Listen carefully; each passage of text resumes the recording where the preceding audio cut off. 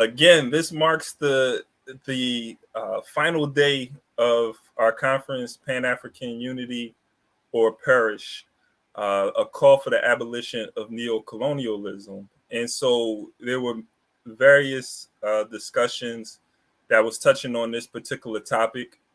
There were clear definitions given on what Pan Africanism is, and a clear direction forward by many of our speakers.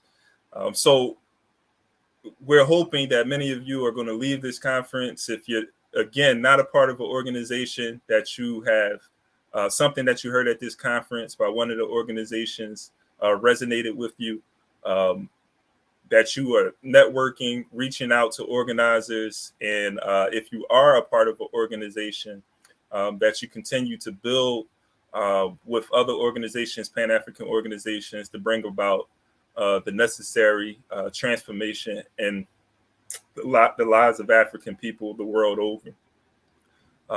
I think it's a necessity that we get organized and that we fight for a revolution, that we fight for the liberation of African people. That, our mindset is that we want to be a self-determined people, that we want to break or sever ties with the current international political economy, an economy, a genocidal economy, one that has brought death to millions of African people, enslaved millions of African people, and continue to do this in other ways and forms. So the slavery of the past, the chattel slavery of the past, has now become wage slavery. So the exploitation of the African working class has not ceased to exist. The colonialism of the past has now become neocolonialism, which is still colonialism, but in a different form and with new players. So a lot of this has been exposed over the last 3 days. And I want to appreciate all of the organizations, all of the individuals that helped make this conference successful. And this is just the beginning, as we're going to continue to build going out of this conference.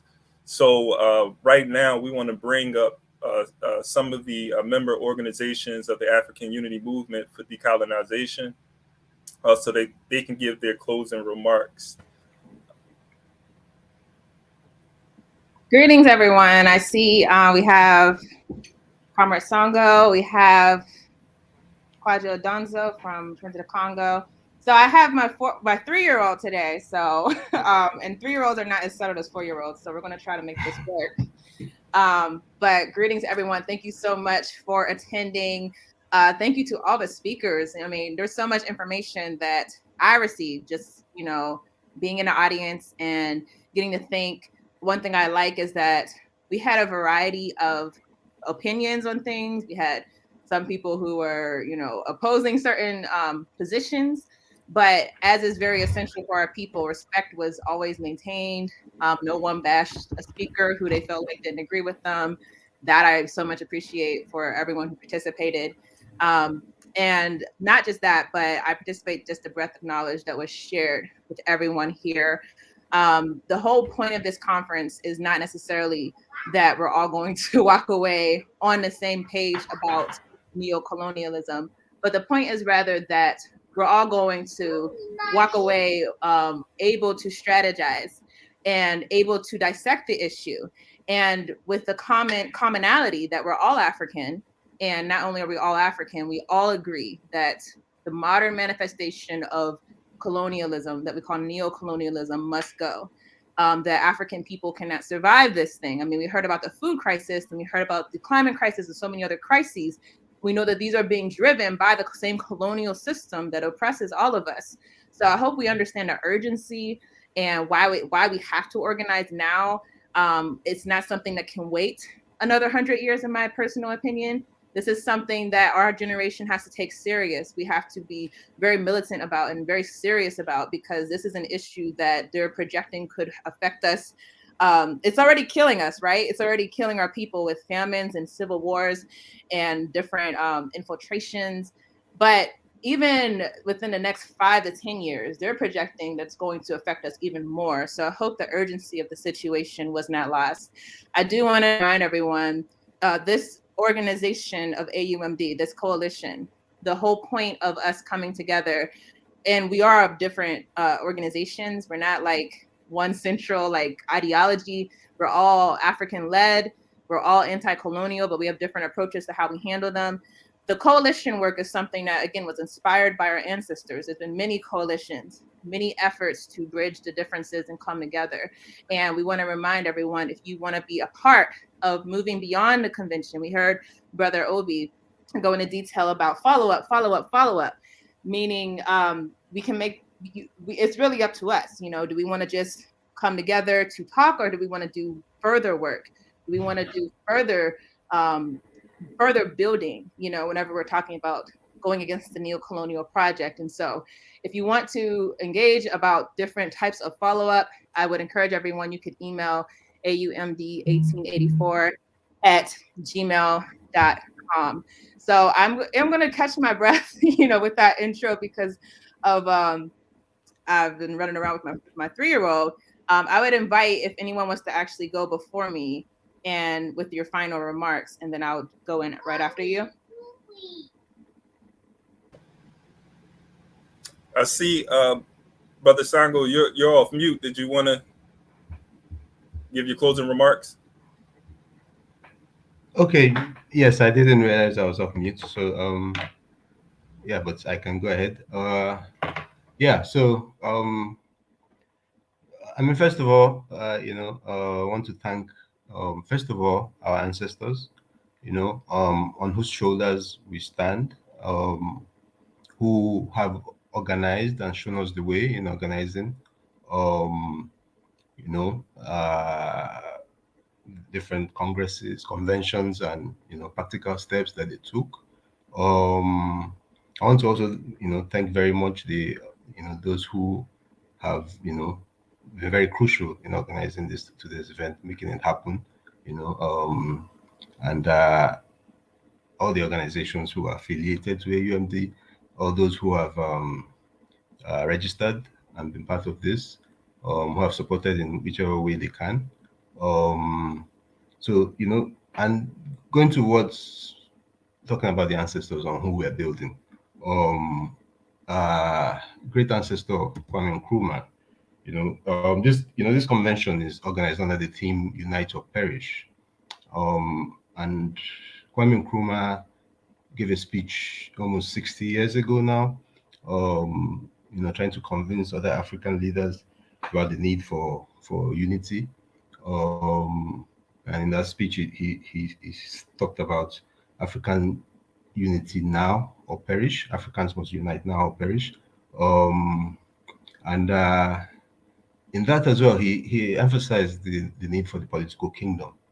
He said, you know, that all other aims, economic and social development, will only come till we are united.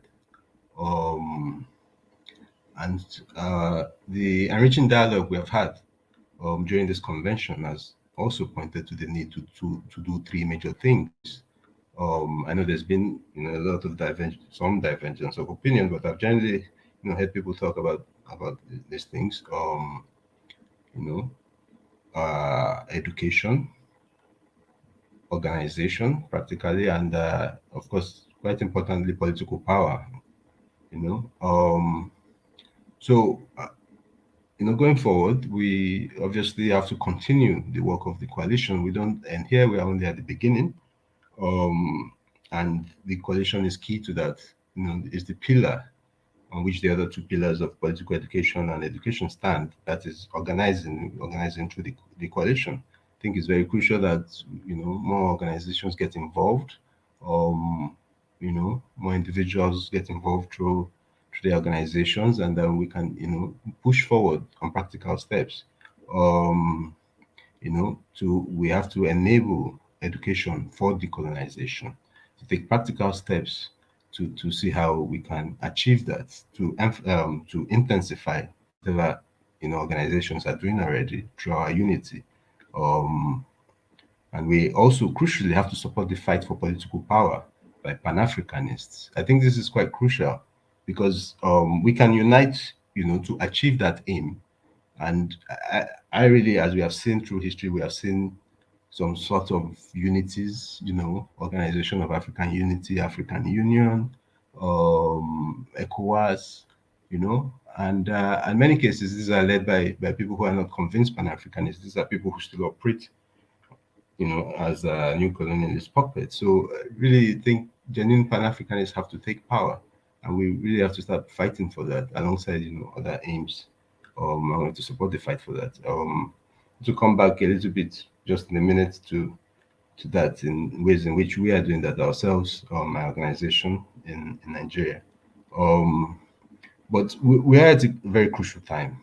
I think as indicated by Tierney, we talk about sort of the kind of end times, the climate is heating up and this and that, but it's also, it's a crucial time for Africans. It's a time, we always talk about it's a crucial time, but I mean, we really don't have any much more scope to continue being lacking independence.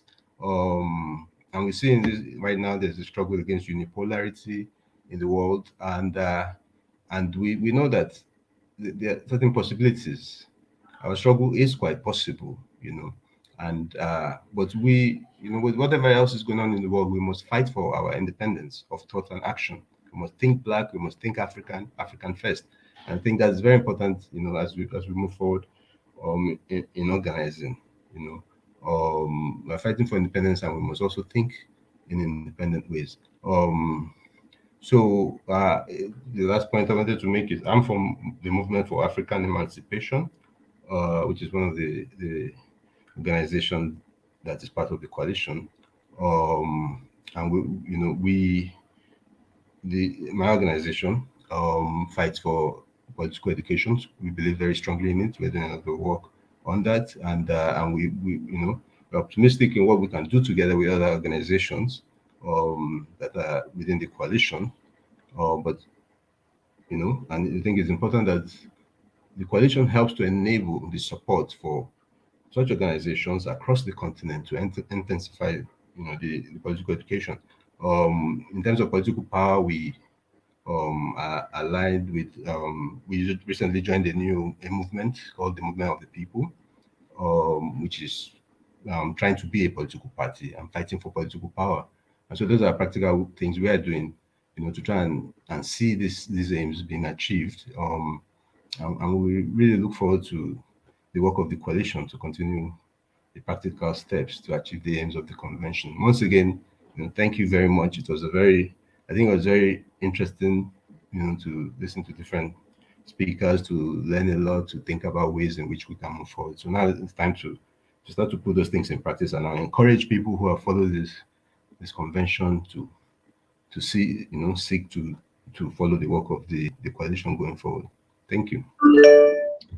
Thank you, Comrade. And I just want to throw in, we're also expecting Sister Maxine Davis from the AAPRP to join, as well as Jackie Saraki from the Pan-Africanist Congress of Azania. So hopefully, technology has been like throughout this whole convention, you never know who's going to be able to get in, but we're hoping that they are able to join.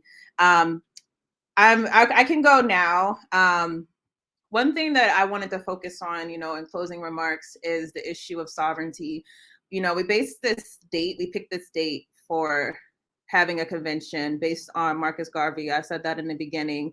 As we talked about throughout this convention, Marcus Garvey put forward a petition. His whole idea was that Africans have to be sovereign. I mean, we all should know by now, right? Like, that was his thing. We have to be independent. We have to be unconnected to the white dominated structure. And we have to be given the opportunity to truly have self-determination.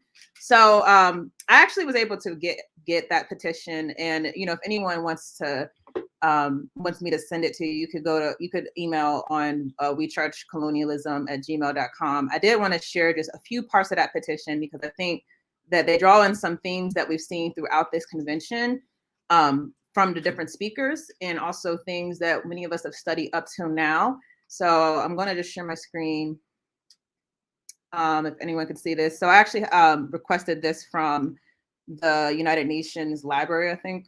And back then, it was the League of Nations at the time that became the United Nations, but this is the actual petition that Garvey put forward. A few points that he made that I really want to show. I'm going to read some parts of the petition. He said that civilization has reached a point where the different race groups have severally decided to adjust and administer their own racial affairs, and that each race feels that its interests can be best protected under its own direction. For that reason, we find the different groups of humanity seeking a national independence of their own.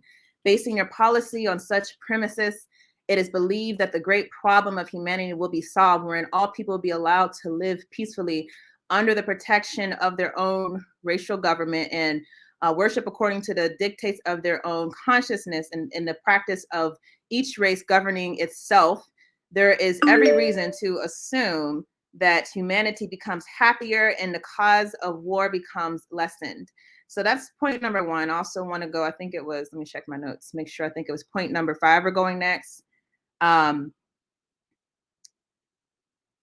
he also made the point that there's a growing national racial sentiment among the 400 million Negroes of the world. We believe that as a people that we should have a government of our own in our homeland, Africa, that we should be accorded the opportunity to demonstrate our ability for government, even as the other races have been given such an opportunity by the League. We believe we are fully competent and adequately equipped to administer in Africa a government of our own. Whilst we do not desire to establish a government on the entire continent of Africa, we feel certain that sections of Africa should be returned to us as a race so that we may be able to develop a civilization of our own among ourselves as a distinct ethnic group among the many independent groups comprising the great human family. And then the last point, just number 6 right below. I'm not going to read the whole thing, but just the first half. Your petitioners beg to draw your attention to the fact that over 300 years ago, the ancestors of the Negroes of the Western world were stolen from Africa and forcibly held as slaves. They were held in bondage in America for 250 years and in the British West Indies for 230 years. 57 years ago, the slaves of America were liberated through the agency of Abraham Lincoln. 84 years ago, the slaves of the British West Indies were manumitted by Queen Victoria. Since the emancipation of the Negro of America and the West Indies, the race has developed a culture and civilization unexamined in the history of the world. And today, our race occupies a high educational and scientific position among the other races of the world. So I want to end right there and stop sharing my screen and talk about just a few crucial. What do you want? I want this? Here. I want bananas. Here, take this. Sorry, everyone. I warned you before. So I want to talk about just a few of the points that were raised and generalize them really. Here. The first point that I think we have to take away is the true independence of African people, the uncompromising independence. All of us have something in common. None of us have experienced what true independence and sovereignty feels like as African people. All of us have had to go through white supremacist organizations to have anything, whether it's an education, whether it's a job, whether it's even the ability to get welfare or any type of government assistance. We've all had to go through white supremacy. So we don't know what true independence feels like, but we should know by now what it's not. What we've been experiencing through time has not been independence. We've been experiencing what we call neocolonialism. We have people in blackface that are being driven by white interests who are the overlords of our race.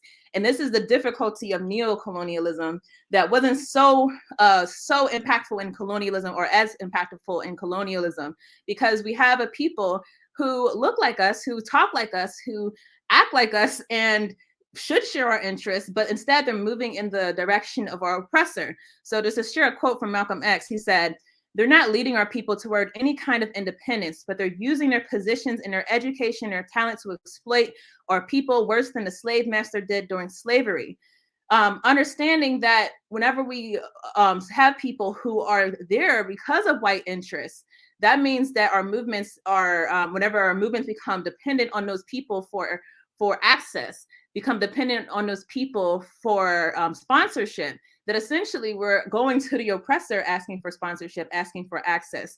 And we know one thing that we've seen throughout the ages. I mean, our oppressor is not going to fund their own their own dissolvement. They're not going to sponsor an organization. They're not going to back an organization when they see that that organization poses a threat to their power. So we've been put in a difficult position as African people. Either we're going to look for notoriety from these institutions, or we're going to realize that nothing from these institutions can truly go to the heart of what African people need, and that is true liberation and true independence, like the type that Marcus Garvey and so many others have advocated for. Another theme I want to talk about, because we're trying to hit this quickly so everyone has a chance to speak, but mental emancipation. We know that this is something like Comrade Songo talked about. The education, I've heard many people talk about decolonizing education. We've all been bred into, unless you're very lucky to go to an independent African school. I know some of us are, but for the most part, all of us have been bred by a colonial system that has educated us to be detrimental to our own movements. This is something that the oppressor counts on. And unfortunately, because of that, we have to use terminology. We have to use theories. We have to use ideas that come directly from the colonial system, even when we're trying to discuss our own situation. This also is detrimental because we become dependent on the language of the oppressor, the ideas of the oppressor. Even when I say independence, many of us probably thought different things when I've said we've never been independent. Some of us might think of independence as far as what happened, with the American Revolution, which, most people argue was not really a revolution. Other people might think that it's not look like something very different. So this is another detrimental effect to our movements, is that the mental emancipation that we require has been thwarted many times by these colonial institutions. I'm reading another quote right now from Mama Assata Shakur. She said, "Peace to anything. The less you think about your oppression, the more your tolerance grows for it. After a while, people just think oppression is the normal state of things. But to become free, you have to be acutely aware of being a slave." And how many of us are aware that we are slaves?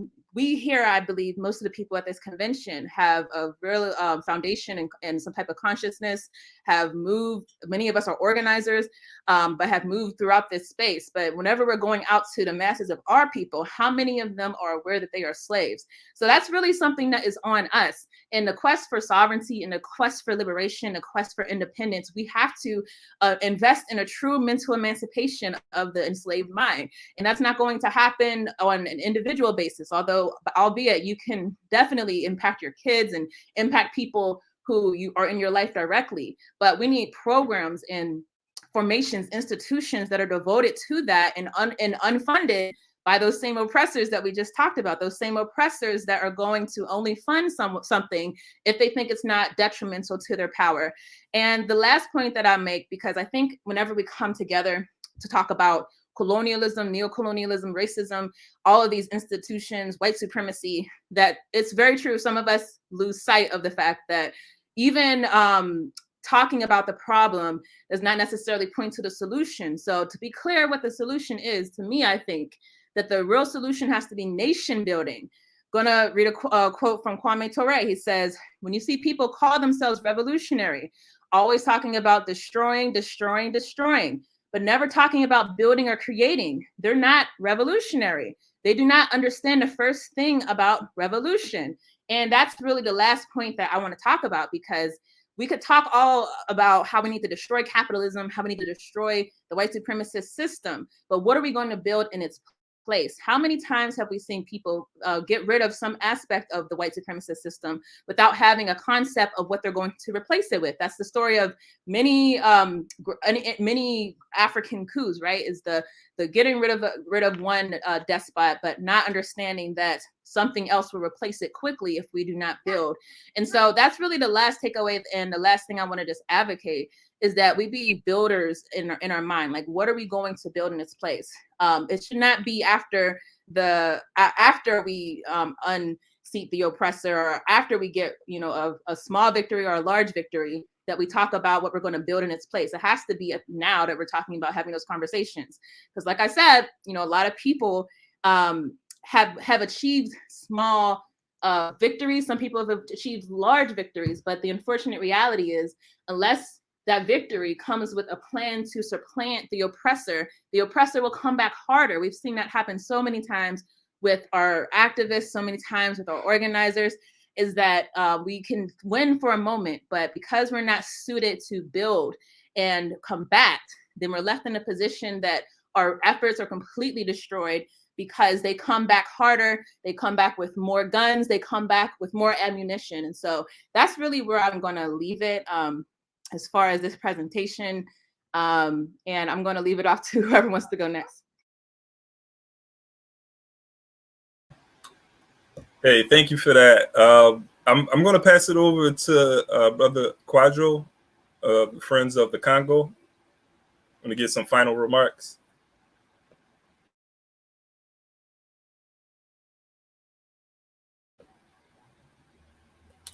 Are you able to hear me? I don't know if Kwadwo is he.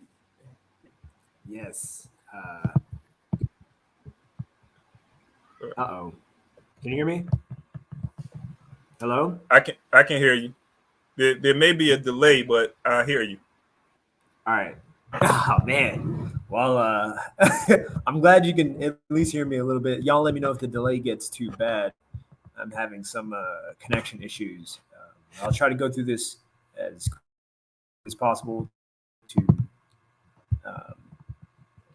take advantage of when there's no delay. So I want to start off. Well, I'll jump into it because I'll get in at the end as far as my appreciation for this space and everything.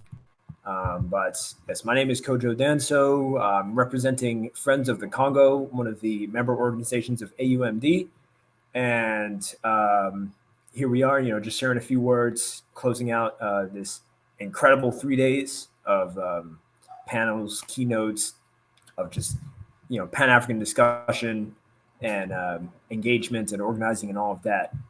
I just want to start out by letting y'all know that myself, and my comrade, Brother Kwame, just got back from Congo a couple weeks ago.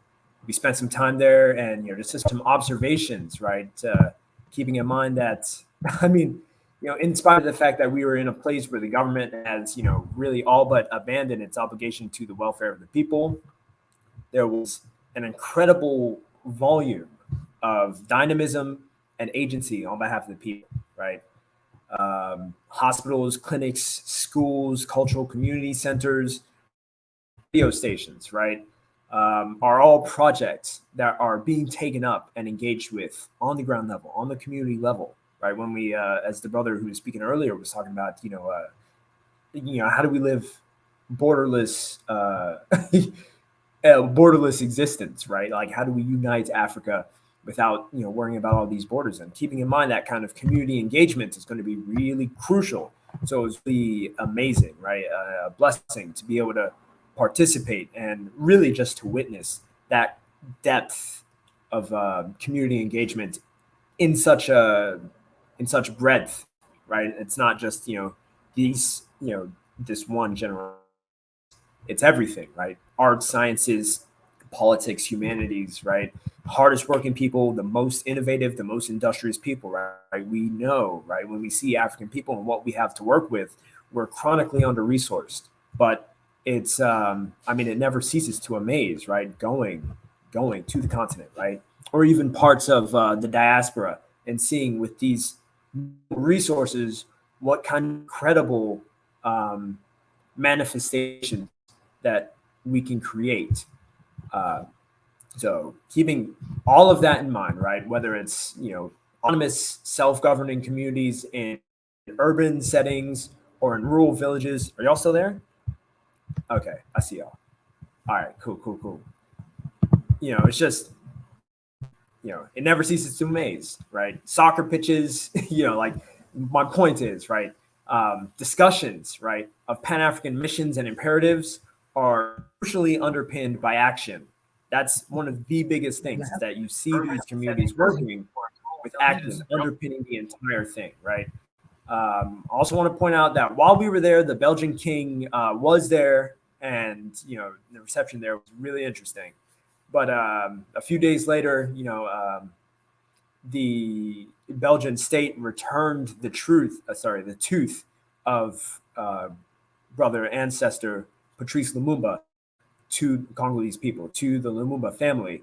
And, this is 61 years in the making, right? After the crime of assassinating and exterminating brother Patrice Lumumba, finally the government owned up to it, in the way they do, and returned his tooth to the family to finally begin this healing process on the family level and hopefully on the national level as well. And this reminded us that not only, of the gruesome past, but reminded us of how critical it is for us to struggle with Congolese people to regain their sovereignty and serve as a driving engine for Pan-African progress, as articulated by Brother Patrice Lumumba and Kwame Nkrumah in Brother Nkrumah's work, The Challenge of the Congo, right? So when we're talking about great Pan-Africanists, recognizing both of these two incredible Pan-Africanists, and one of the things they had in common, one of the many things they had in common, was this recognition of the centrality of Congo to the overall liberation of the continent.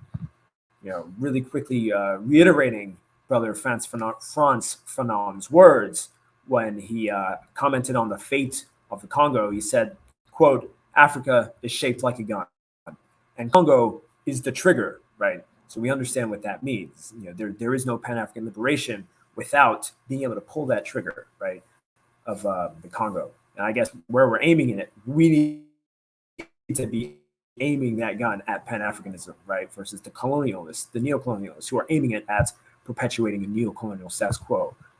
So we understand that in order for us to have a free and liberated Africa, the heart of the continent must be free and liberated. Sekou Touré, Kwame Nkrumah, Modibo Keita, they all understood this when they envisioned Congo being the capital of the United States of Africa. Okay. As far as my trip, right, I can confirm from my trip to Congo in June that the Pan-Africanism articulated by Patrice Lumumba is alive and well in Congo. It's alive and well amongst the elders, and especially amongst the youth who are taking. I mean, that was just an incredible opportunity to just be able to go over there and speak with youth who are so passionate, right, and knowledgeable and engaged in the philosophy, right, and the praxis of Pan-Africanism. So, we as friends of, and they're not only engaged, but they're well poised to carry that torch forward, right, into the future. So we encourage you to heed Patrice Lumumba's words when he said, quote, "We are not alone. Africa, Asia, and free liberated people from every corner of the world will always be found at the side of the Congolese." End quote. Congolese people, whether on the continent or in the diaspora, if there is elsewhere, is to support Congolese people in their pursuit of liberation and self-determination, just as we support all African people everywhere, again, whether on the continent or in the diaspora, in our collective pursuit of liberation, of self-determination, and of justice, of an end to these systems of oppression, right? So let's all be at the side of Congolese people as they struggle for a free, liberated, and sovereign Congo, a free, liberated, and sovereign Africa, and a free, liberated, and sovereign African world. And if time permits, I would like to just add that, we are Friends of the Congo. We're a Pan-African organization and Congo advocacy group raising awareness of Congolese people and culture and of the problems that are facing Congolese people under these neo-colonial Western hegemonic regimes. Congo is, as stated earlier, at the ideological and geographic center of our Pan-African mission, right?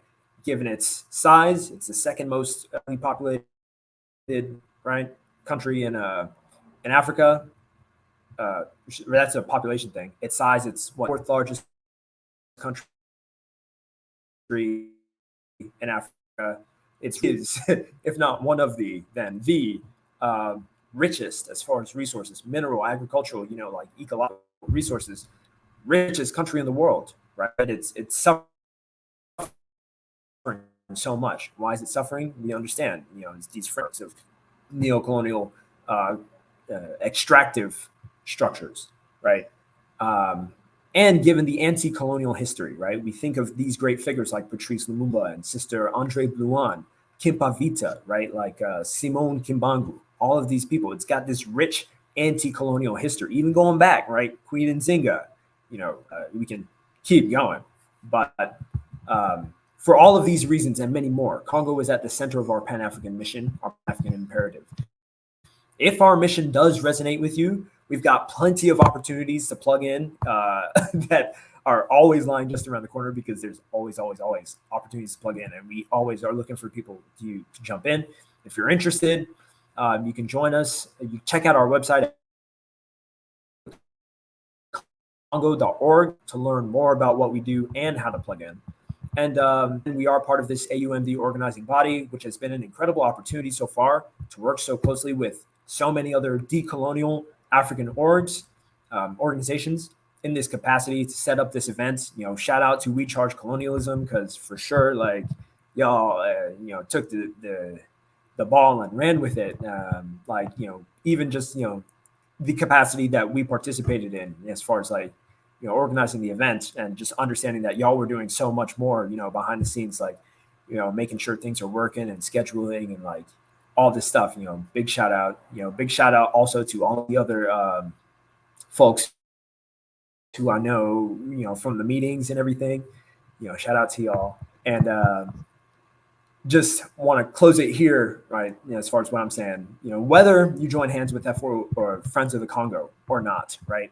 We urge you to link up with someone who you've heard or listened to or been moved by over the course of these past 3 days. That includes today, that includes yesterday, that's the day before. The most important thing, right, in the wake of any conference is action. It can be really compelling to reflect on the conference and be like, oh, that was so great, and then go back, on our about our business, right? But really, the point. Am I still there? Point of why we're all here is to recognize, right, this imperative, right, the Pan-Africanism or parish imperative, and the core, as Brother Kwame Ture reminds us, of Pan-Africanism, right? As far as action, as far as practice, as far as taking the ideas and the thoughts and the ideologies and manifesting a world in which Pan-Africanism exists, right? In which Pan-Africanism improves the conditions of the people. The key thing is to organize, right? So link up with someone. If you're not already part of an organization, link up with an organization. All the organizations that are here are doing work, right? That's why we're here. So feel free to like take up that mantle, jump in, and help do some of that work. I promise you, everyone here needs more people, right? Like, we want everyone to be engaged. So, thank y'all again. Organize, end quote. And much appreciated. Friends of the Congo out. All right. Thank you. And I agree. We need every African woman, man, and child to join these organizations, to be a part of this movement.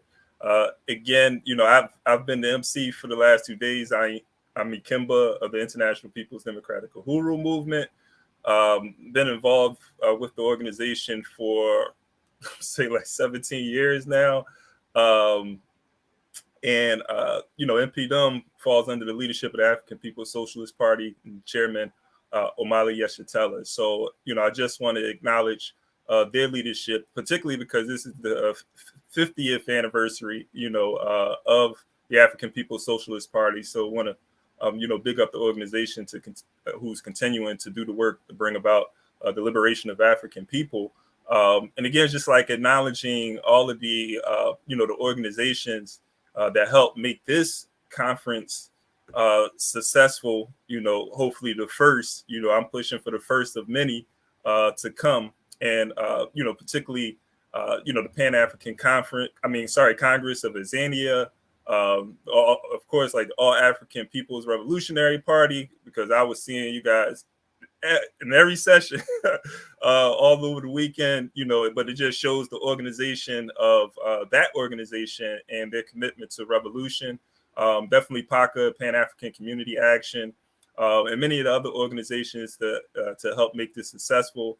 And of course, like We Charge Colonialism, which I also have been involved with the last couple of years. Remember just coming across, a video and was like, African Esquire, what's this woman about? And just been, working with them and the commitment of We Charge Colonialism, to help make this conference possible. I think is very important to acknowledge the work of Tyranny. I know you're on stage with us. I just want to give you your flowers to make this happen, as well as Miss Hattie, who's in the background, and Randall, who's in the background, who has been working, despite like the many contradictions. And we, as organizers, we know when we're organizing events and programs that there's going to be contradictions that come with it.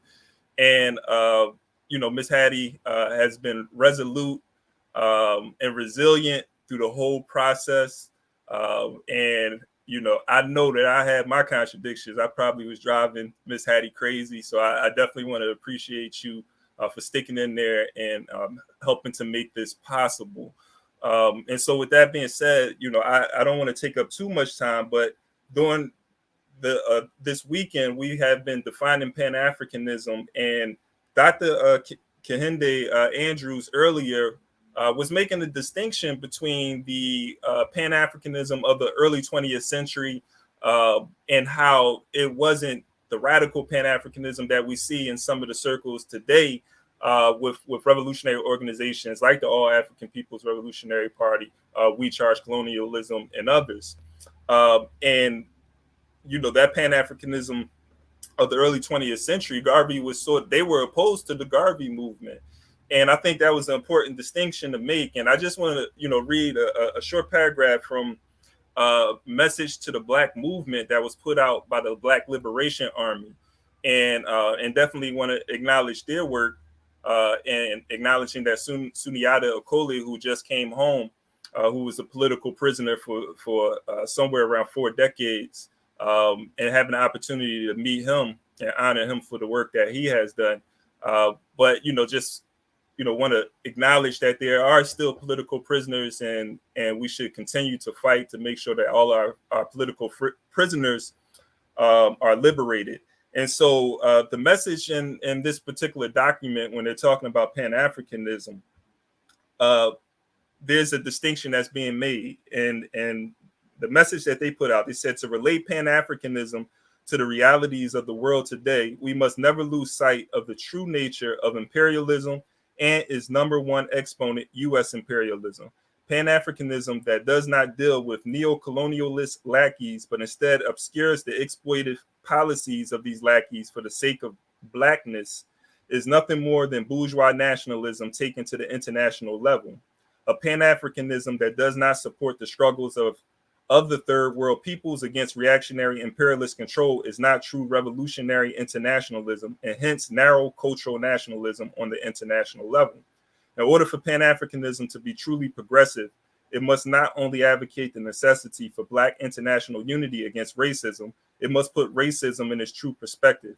It must also advocate Black and third world unity against imperialism and neo-colonialism everywhere, which means internal solidarity among national minorities within the confines of the U.S. A Pan-Africanism that does not clarify to Black people the economic basis for all national oppression cannot possibly explain the very fact that there are Black governments that exploit and assist in the oppression of Black people, and therefore will be unable to deal with the dialectics of racism correctly. It is the duty, therefore, of Pan-Africanism to clarify and explain to Black people exactly who the enemy is. The enemy is international, capitalism, imperialism, and neo-colonialism, and all those in league with these reactionary forces of the world scene. And so that was a message that was put out in the 60s, was still relevant today. And so I wanted to uplift that and just say that that's part of the message that we were looking to convey with this conference. And, and I'm looking forward to us to continue to work within the African Unity Movement for decolonization, to fight to decolonize the mental and the minds and the physical, the bodies of African people all over the world. And so, that's the message that I wanted to leave us with, and thank everybody again, for being a part of this. But I want to pass the microphone over to Sister Maxine, and so you can get your final remarks. Thank you. Okay. So greetings, Africans.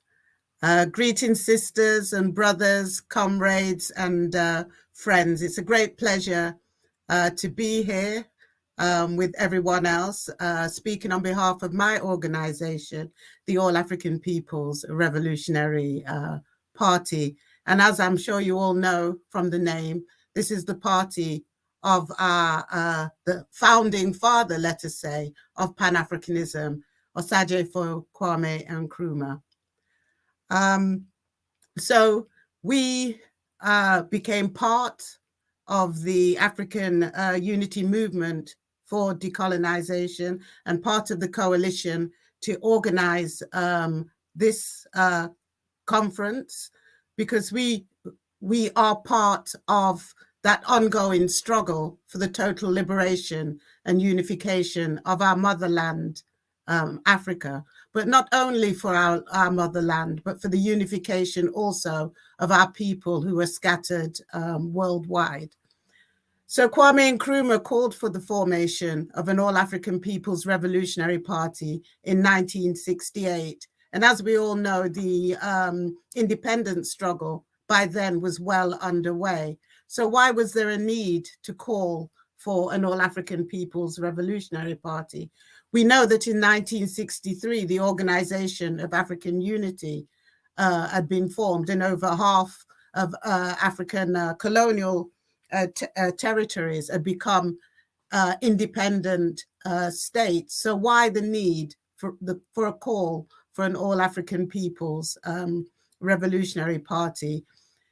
So Kwame Nkrumah rightfully and correctly saw that whilst we had removed colonialism, capitalism had managed to ingrain itself even further in Africa, and it had begun to work under a new guise, which we now know as neocolonialism.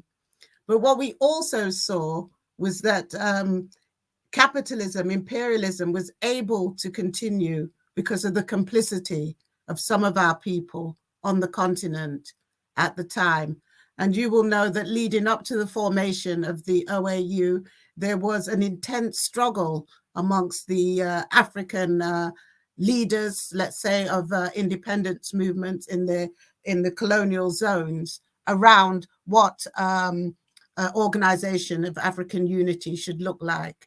And Nkrumah rightfully called, for the dismantling of colonial borders and the total integration of Africa politically, ideologically and economically, also militarily. But unfortunately, that didn't happen. And that's why we're here today. We're also here, to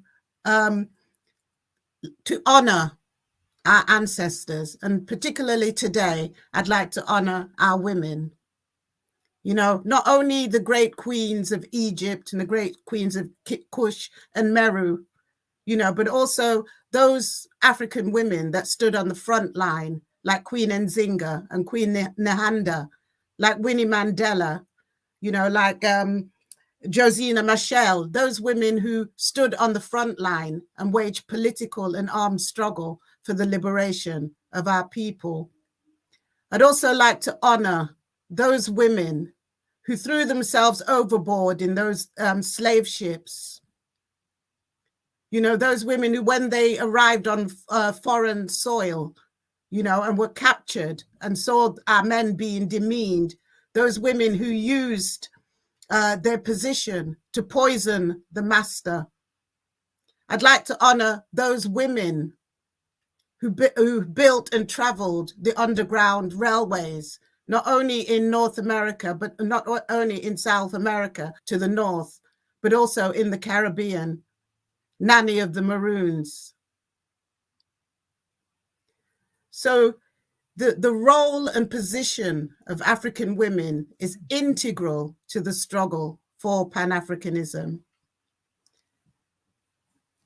Sadly, Osagyefo Kwame Nkrumah passed away in 1972, but he left behind the Handbook of Revolutionary Warfare, where he'd sketched out the call for an all-African People's Revolutionary Party. Importantly, Nkrumah did a lot of work amongst other African revolutionaries, and one of those was another ancestor, Kwame Ture, formerly Stokely Carmichael. And Kwame Ture took up the task to build the AAPRP in the diaspora. And I joined the AAPRP, not in North America, but in England over 30 years ago. And I think that's a testament to the work that we have done as Africans to try and build a global Pan-African organization. So we spent 3 days discussing the theme Pan-African unity or perish. We are also honoring Marcus Garvey's speech at the UN conference over 100 years ago. But we can go back further than that. Because when we look into our history, we see that Africa was moving towards greater unity before it was rudely interrupted by the most vicious, deceitful, and brutal attack on a group of humanity that we have seen in a memorable history. We were moving under our own steam. We had our own culture. We built our own civilizations. We had writing. We had agriculture. We smelted steel. We melted iron. We had made fire when Europeans were running around unaware of what it meant to live as a civilized people. We have a responsibility in this generation, in the 21st century, to return Africa and our people to its rightful path. And that is a path of total unity and independence. It was said in one of the presentations that the unity of Africa could not happen. If we are truly to live up to the legacy of our foremothers and our forefathers, we must remove that notion from our minds. We have a single objective, and that objective will be achieved. Indeed, that objective must be achieved, which is why we call the conference Pan-African Unity or Perish. African people, we cannot continue to live under the yoke of others. We have our own dignity. We have our own history. We have our own culture. We have our own abilities. It is time for us to free ourselves from the yoke of others. Nkrumah laid out a clear blueprint of what we need. We need to unify all our progressive and revolutionary forces. We also need to move beyond nationalism and look within, for within there are some forces that do not stand for the total unification of Africa. We also need to move beyond what it is we are against and be clear about what it is we are for. And the All African People's Revolutionary Party, as the legacy of the great Pan-Africanists who have gone before us, the All African People's Revolutionary Party, we are clear that we cannot be an independent and unified people under capitalism. Now, I don't want to repeat what others have said. I've been listening in for the past 3 days. It's been made clear that capitalism is the most brutal and destructive system that the world has seen. That capitalism was built off the blood, sweat, and tears and imprisonment of African people and continues to be built off our blood, sweat, and tears. So Africans, when we say we want to be liberated and we want to be free, we need to define, under what system. So we say that we need to be unified under an all-African socialist government. And that is what the AAPRP is working for. We had an opportunity between 1945, following the 5th Pan-African Congress, and 1963 at the formation of the Organization of African Unity. We had an opportunity to make great, significant steps towards the total liberation of Africa, but we lost that opportunity, and we must learn from that. One of the things that we need to learn is that we need to unify our most progressive forces, and we need to protect them. Nkrumah and Ghana, Guinea and Sékou Touré, Congo and Lumumba all needed greater protection, and we didn't give it at the time. We need to learn that we need to do that going forward.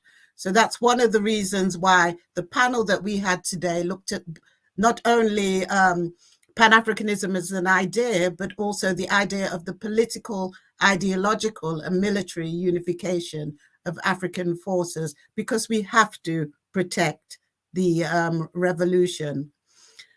So in honor of our foremothers and our forefathers, we have steadfastly over the past 60 years built the All-African People's Revolutionary Party across the world, across America, across Europe, in Africa. And we have built what we would call chapters, and we have focused on politically educating our people so that we have one mind and we work within a single ideological framework. So it becomes less and less easy to divide us in terms of what we think. We've also addressed the issue of what I will call class suicide. So it makes it more difficult to buy us off as a people as we engage in a revolutionary struggle.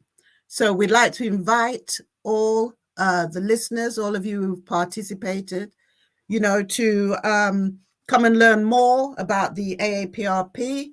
You can go to our website, www.aapr-intl.org, or you can follow us on Twitter, twitter.com/AAPRP. Sisters, brothers, comrades, and friends, it is imperative that we return dignity to the African people. It is imperative that we fulfill our mission within the 21st century and unite and protect our progressive and revolutionary forces. It is imperative that Africa, the continent, is the center of the struggle for the unification and liberation of Africa. Thank you very much. Thank you for your final remarks, and thank everyone that has been a part of this conference, those who came as attendees, to those who presented. You all made this possible. So before we conclude, I wanted to read the demands of the African Unity Movement for Decolonization. And you can find this document on We Charge Colonialism's website, wechargecolonialism.org. And so I'll read the demands. These are 16 demands that have been made by the member organizations of the African Unity Movement for Decolonization. We demand true and thorough decolonization of African lands and African communities. This entails stripping neo-colonial corporations and political entities of their power and redistributing power back to the masses. This also entails the dismantling of colonial systems, institutions, and relationships. This process must be controlled by Africans and in an organized formation. Those Africans are tasked with imagining Africa free from all forms of oppression by foreign governments and international institutions. We consider this an absolute and fundamental necessity for true decolonization of the African continent and African people. In the true spirit of liberation and sovereignty, we demand the following.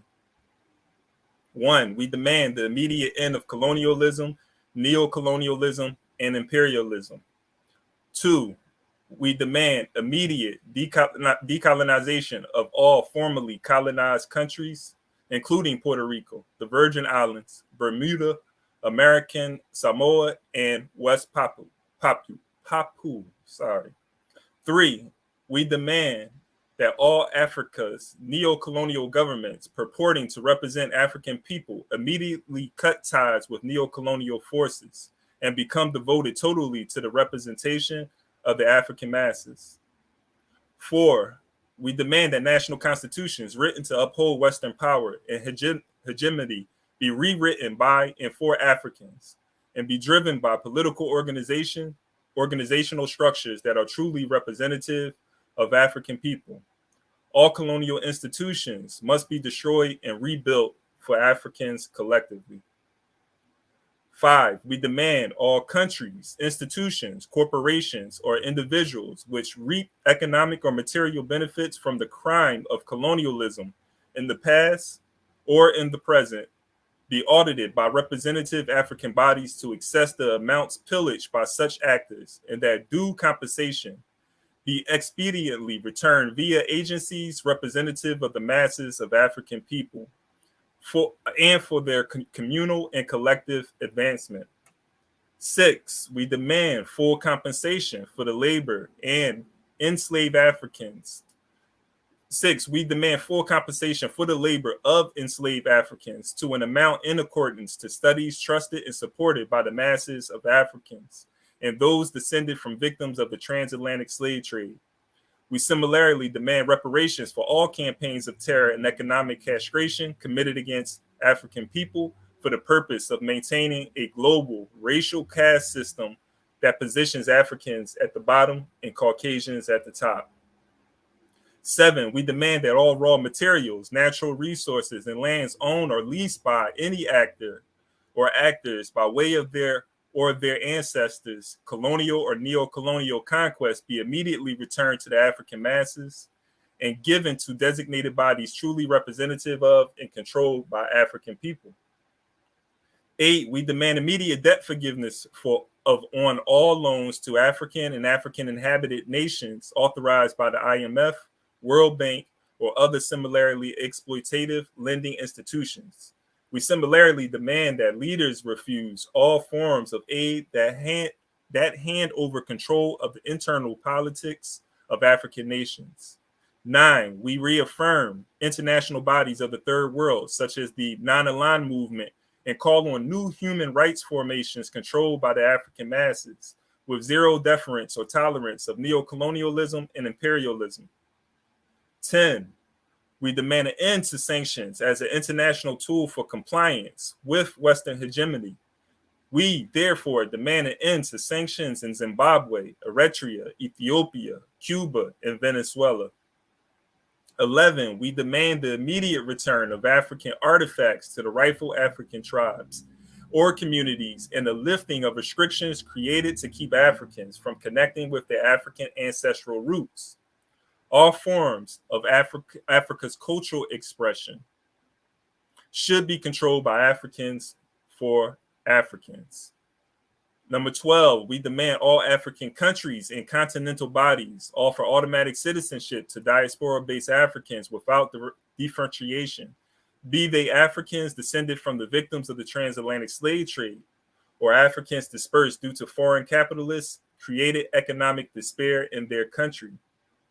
13, we demand an end to all colonial borders as they are archaic, arbitrary, and do nothing but promote a dismembered and powerless Africa.